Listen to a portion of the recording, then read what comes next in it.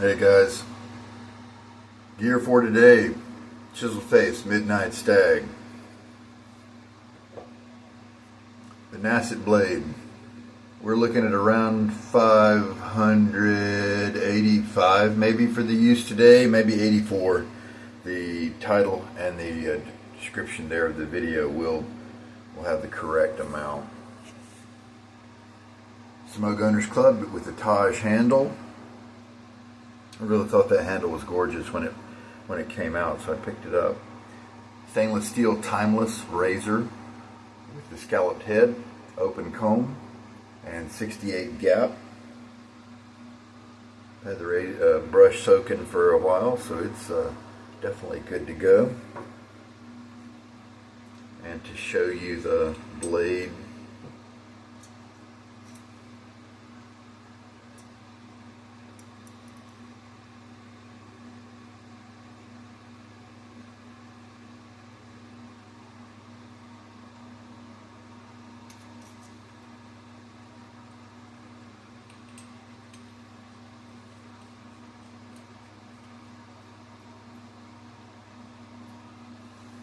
get my face a little wet, and why don't we maybe try 15 swirls today and see what that gets us.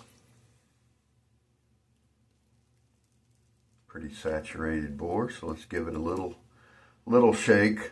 Otherwise, if we leave all that water in there, number one, it's just going to dump a bunch here in the tub, and then when you go to kind of put it on your face, you'll get a lot of drippage there.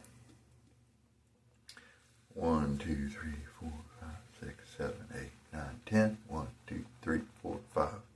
Roughly 5. Let's do one more. 16. I'm going to let the excess water drip from the tub into my bowl here. We're good to go. So this is the Slurry Lather method.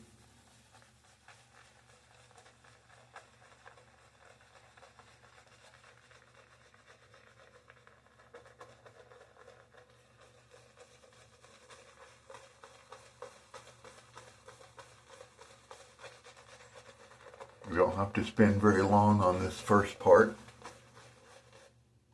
Ready to go. I think I can tell that I maybe shook out a little bit more water than usual. It's not quite as clear, not quite as translucent. Let's go ahead and put a little more right there in that corner spot.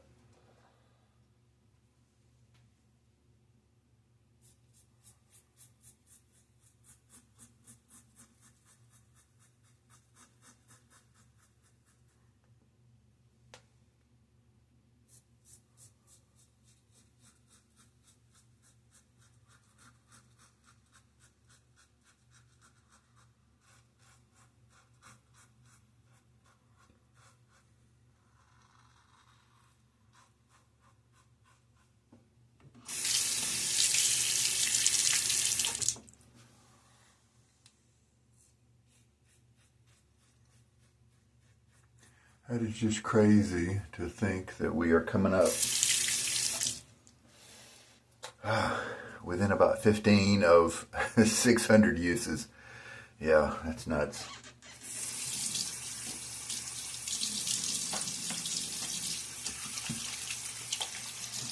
As we keep going with the month, please let me know if there are certain lathering techniques you want me to give a try to. Why not? We could do a normal traditional face lather. And I say traditional meaning the current trends of today, where you almost have to overload your brush in the beginning because you're trying to make enough lather last to the end. That usually is a little problematic since my current shave method has me doing about 5 passes. And sometimes those guys have trouble making a lather last 3 passes.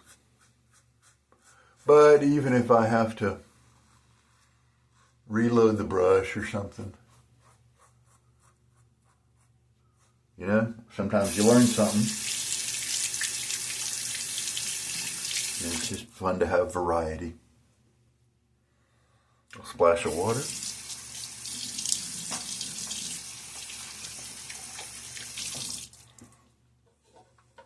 Third pass now.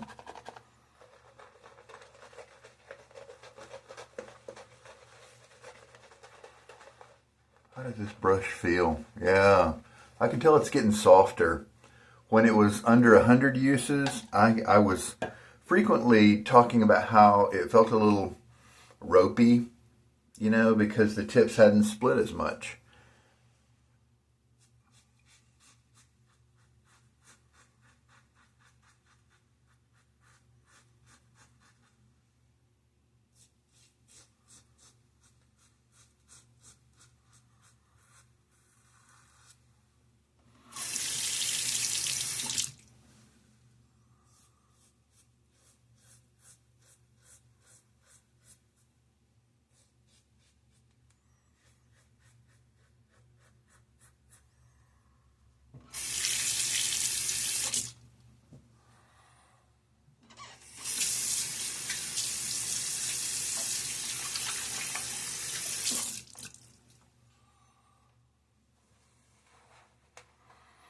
That was pass 4. See, it really didn't take too much time. I'm only a little over 6 minutes in.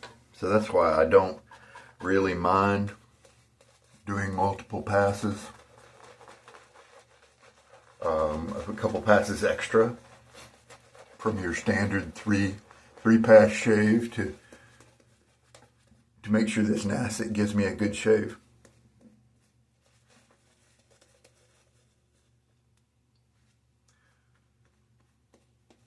Because they're quick. Now this is now a mature lather here in the brush, and you can you probably heard it coming on more like a true lather with the flopping and all that stuff. So yeah, I've definitely got enough in the brush for maybe 2 more passes, 1 generous pass perhaps. So 16 swirls was a good load. Generous, you might even say.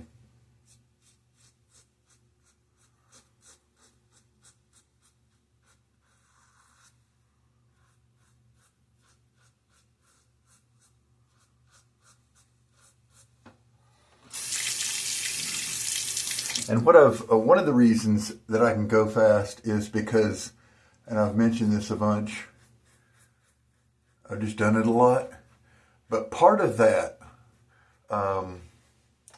and usually what I mean by that is muscle memory in terms of having the angle be at the right place, in terms of the pressure, you know, where I start, where I finish, what angle, all those physical aspects.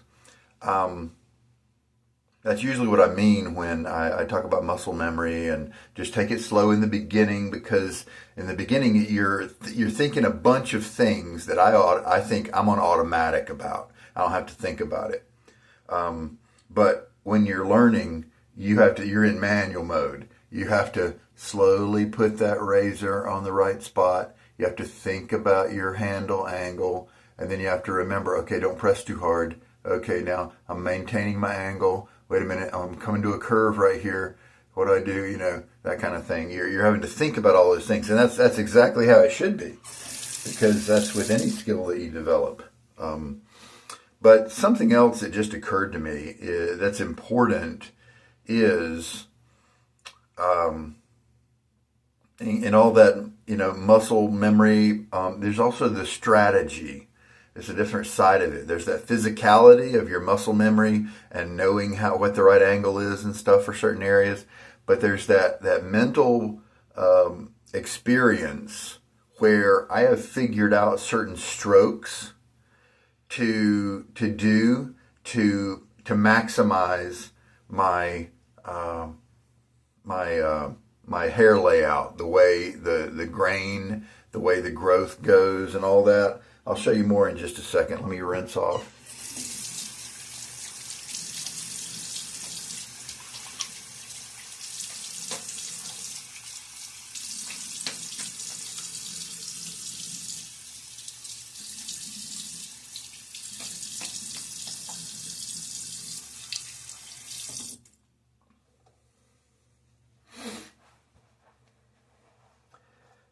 Now, some people, and I really wonder what the percentage is. I'm going to take the, first I'm going to give it a good rinse, but I'm going to take the blade out so that I can kind of simulate.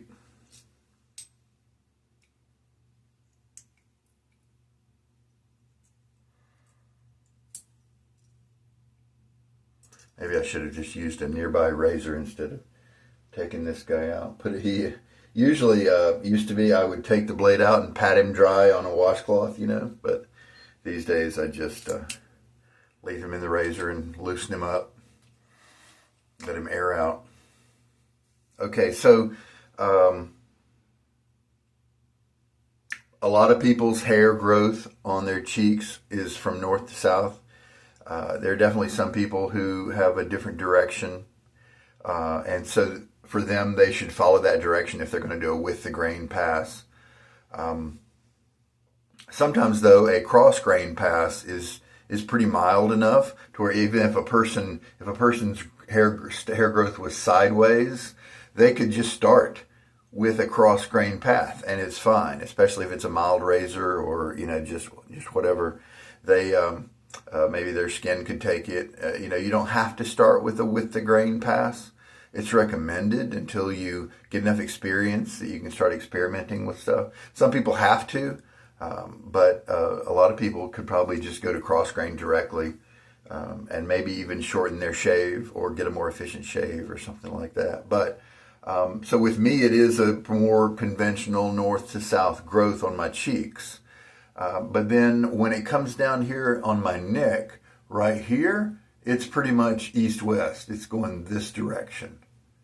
And then right here, it's kind of going south, and then it curves. It's going south, and then it curves, and here it curves. There's some weirdness right here along the little skirt, and that's where I do these little motions like that to pick up the weirdness. But then the rest of it goes sideways.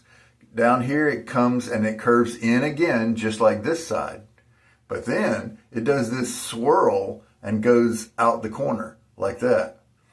And so that's why this has always been my problem spot, because of that swirl and the change in direction. And so my face, pretty normal strokes.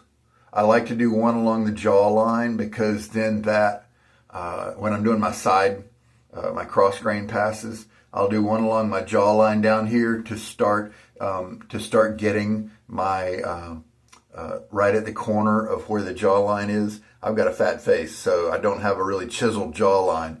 But you generally want to avoid running your razor across a hump, because that puts extra pressure on the center of the blade, and it's really hard to do that with a really light touch and not get some kind of irritation.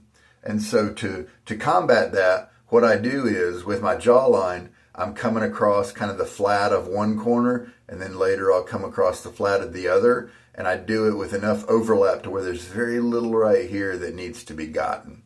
And so that's how I do my jaw like that. And then I'll come up, that's how I come up from the bottom to take care of that. So when I start doing my neck, right here is a cross grain pass. I told you it comes down this way. So I don't actually do a with the grain pass on my neck. Since it's sideways, that's actually tricky, because you've got a concave surface, and as you can see, the middle of the blade's not getting used, right? It's not touching the skin. And so it probably would not be a good idea for me to do a with the grain pass on my neck right here. And so I just always do a cross grain. I have the longer grip on the end of the razor here so that I can reach across. And then just that simple stroke right there kind of cleans up this whole area. And then here I often employ a slanted stroke, because this is going this way again. And so I could do just straight up vertical. But the problem with that is when you're in a straight up vertical in a concave situation, if you do hit some kind of bump right there, your blade is flat against the bump and could potentially grab a hold of that and maybe give you a little irritation or a cut. And so when I'm moving up over these wrinkly, bumpy areas, I'm often tilting the razor just a little bit at a slant, and that prevents, just like how you drive over a speed bump with a car, sometimes you want to, if it's a harsh one, if you can, come at it at a 45-degree angle. You still have to go slow because, you get a side-to-side jiggle, but it softens up the bump and it's not as harsh. And so that's kind of the thing. I'm softening up the approach so that the razor has a slicing motion instead of just a bulldozer push kind of thing. And then over here is where things get, I usually trim up the sides like that. In my whole face, I usually start with the edges and just move instead of just like doing a track everywhere, and then having to remember. I'll just clean up the sides almost like you're sweeping, and you're sweeping all the dust toward a certain area coming in from the sides until the dust is in a certain area is kind of how I do it. And it helps me to keep track of where I've been and where I haven't. So when I get to this side, I keep going. This is a side stroke right here. And then I'll keep that slanted instead of this. I'll keep the razor slanted just a little bit usually. And then I'll realize I need to go, even right now my muscle wants to do it because it's in automatic. I'll trim up that side part like I mentioned, make sure that jaw line's decent. And then now I keep up with that slant motion, and instead of a straight like this, I keep that to keep that more even blade pressure. And so there are, I've just learned it. I haven't even thought about this over time. Well, I thought about it at first, and then to try to figure out the best paths, and in a sense, there may be certain paths where you always need to shave a certain area with a certain type of stroke. Like maybe this part right here, I'm always doing this because that's kind of cross grain. That usually gets a pretty good cut. And I may do a little touch up that way. That's cross grain the other direction. And so this is definitely an area, because it's a trouble spot, I'll hit it twice, from the bottom direction and maybe from the top as well. While I often do that when I'm cleaning up my jawline like that. And by hitting it twice, that helps it to get cut properly. But, right here on this side of my jaw, pretty much the only direction I'm shaving is this right here, because it's a cross grain and gives me a nice good cut. I get close, nice shaves when I do that here. I don't feel like I need to alter and try to go against the grain or anything like that.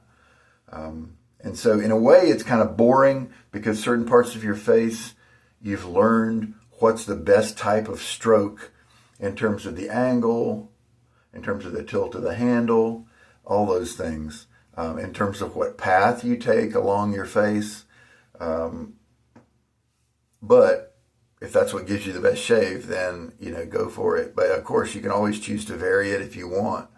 But so part of that muscle memory with the pressure of the razor and the angle and all that is there. But another part that's crucial is the paths that you're taking so that you can take the right angles to get the best results. I know I definitely experimented with this area, a bunch of different paths that didn't really land me too much success.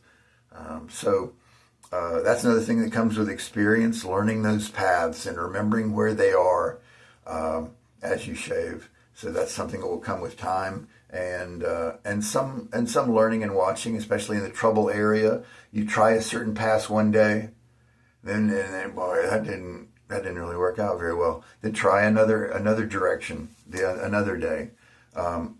Especially in one pass, try one direction, and in the other pass, try a different one. And sometimes that can help a lot. But most importantly, if you have a trouble spot that's giving you grief, map that hair. Maybe let your beard grow out for a couple days.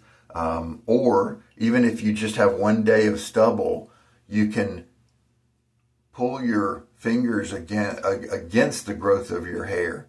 And you can, like right now, that's smooth because I'm going with the growth.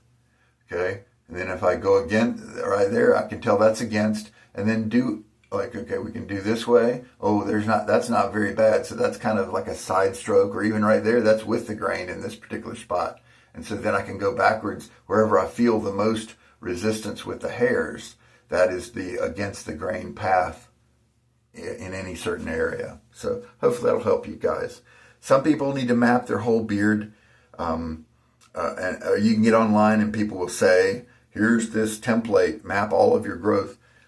There's definitely some validity to that, but there's also kind of a shortcut that pretty much works just as well. Just do what you think is a good normal shave, and then all the easy parts will wash, and you don't need to worry about which growth you are on certain spots, like your cheeks. Often that's pretty standard. But then you may need to map your growth, and then once you've done that, once you've done kind of an easy shave, look at what's left. And that's where you really want to map the growth. And for me, it's going to be in this area here.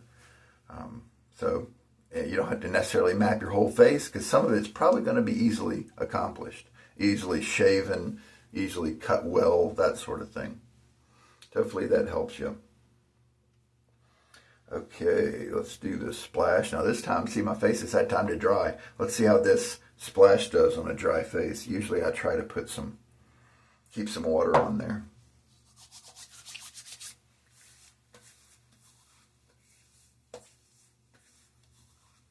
With some alcohol splashes that irritate me, I do like to make sure I have a pretty wet face when I put on this splash. It's doing just fine. No irritation or anything like that. Voice is getting a little crackly. All right. Let me clean up my gear. Then we'll be right back. And here's the brush after a hair dryer treatment. As usual, sling it out in the sink first. Take it over to the towel for a removal of the existing kind of water droplets, that sort of thing. And then just a couple minutes across the tops with the hair dryer, and then pulling it through it to kind of break up the wet clumps. And you usually can't tell the difference between one day and another, except in that beginning phase when you, the previous day, have had a horrible experience where you had to go back to the tub before each pass, and then all of a sudden it just starts to work. And then that next day you can load everything you need for the first pass, and then you're good the rest of the shave. That one you can tell a difference in each day, perhaps. But later on in life, no. I have to rely on my memory about how this felt, 50 uses ago, that sort of thing. And I honestly do think that it's definitely, the tips are softer. It's not as stringy and ropey as it used to be. So it's starting to, I'd say it's starting to get into that super soft cloud-like, but it's at the doorway of that. And so I'm really, really happy about that. And that's why I've chosen this brush a lot for these type of Austere August situations, or certain runs, because I just wanted to have, with my big collection of boar brushes, I was seeing such slow progress, because that when you divide up your uses among 20 different boars, then you're going to be old and retired before they start reaching that boar nirvana, and so this one I just wanted to put a lot of uses on, and I'm glad I chose that route. And I'm glad I chose the hairdryer method, because it wouldn't be as far along now. So I think this guy has maybe 120 uses now, would be my ballpark. It's of course in the description of the video. Yeah, that's just terrific. It's a super popular brush from Semogue. It has a special type of boar bristle that is not used in most of the other brushes, and it's just they put this big bloom on it, and so some people don't like it. Some people don't like that big honking bloom and all the splay, but I love it. I'm really happy with it. So now let's finish off with the cologne